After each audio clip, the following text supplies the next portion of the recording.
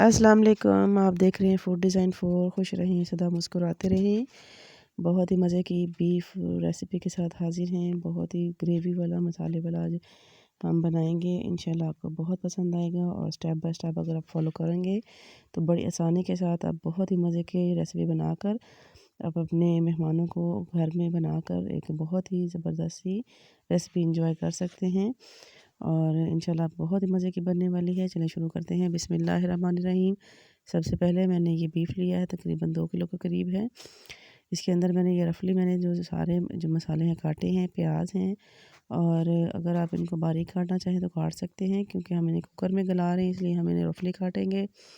अब मैंने सब्ज़ मिर्च इसके अंदर ऐड की है और सब्ज़ मिर्च ऐड करने के बाद अब इसके अंदर मैंने टमाटर ऐड कर देने हैं। टमाटर मैंने 3 से 4 अदद लिए हैं और इसके बाद अब हम इसमें 8 से 10 लहसुन के जवे मैंने ऐड करने हैं और ये ऐड करने के बाद अब हम इसमें स्पाइसेस ऐड करेंगे।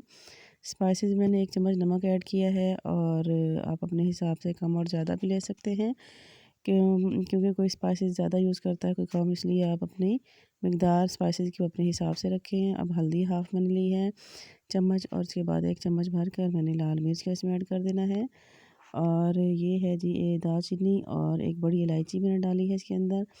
अब पानी डालकर हम इस कुकर को तकरीबन 15 से 20 मिनट के लिए चढ़ा देंगे कुकर को और गोश्त को गला लेंगे। आप एक दफ़ा चेक कर लें, अगर बिल्कुल जब गल जाए तो फिर आप इसको एक कढ़ाई में निकाल लें। ये मैंने निकाल लिया है और ऑयल डालकर आप इसको भूनना शुरू करें।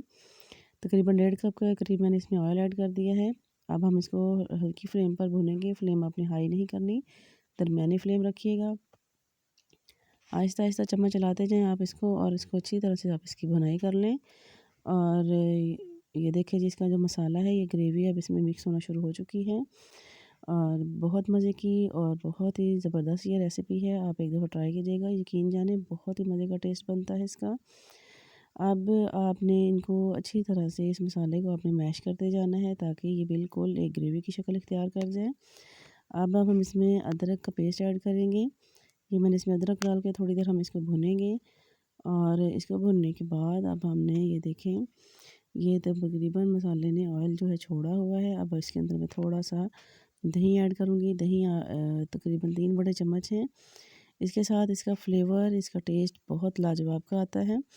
इंशाल्लाह अगर आप इस तरह से बनाएंगे तो ये बहुत ही मज़े की रेसिपी बनेगी। अब इसको डाल के हमने अच्छी तरह से हमने इसको भून लेना है। ये हमारा जी भून चुका है। अब हम इसमें मसाले ऐड करेंगे, जिसमें मैंने कुटा हुआ धनिया है, ज़ीरा है और थोड़ी सी कसूरी मेथी है। इनको ढकना लगा कर हम थोड़ी देर के लिए रख देंगे और ताकि खुशबू जो है वो अच्छी तरह से मिक्स हो जाए। ये देखिए जी, हमारी ग्रेवी वाला ज़बरदस्त सा ये सालन जो है तकरीबन ये बन चुका है और बहुत ही प्यारी खुशबू आ रही है जी। आप ये देखिए, इसने ऑयल छोड़ दिया। अब इसमें धनिया ऐड करेंगे और इसको धनिया ऐड करने के बाद तकरीबन 2-3 मिनट के लिए हम इसको ढकना लगा के रख देंगे। ये देखिए जी, ये मैंने इसको प्लेट में निकाल लिया है। बहुत ही मज़े का, बहुत ही ज़बरदस्त लुक देखें कितनी खूबसूरत इसकी आई हुई है। आपने भुनाई बस इसकी अच्छी तरह से करनी है। उम्मीद है आपको मेरी ये रेसिपी पसंद आई होगी। अगर आप इसी तरह इसको स्टेप बाय स्टेप फॉलो करके बनाएंगे तो इंशाल्लाह बहुत ही मज़ेदार आपके मेहमान आपकी तारीफ़ी करते हुए नहीं थकेंगे। इसी तरह नई रेसिपी फिर मिलेंगे। अल्लाह हाफ़िज़।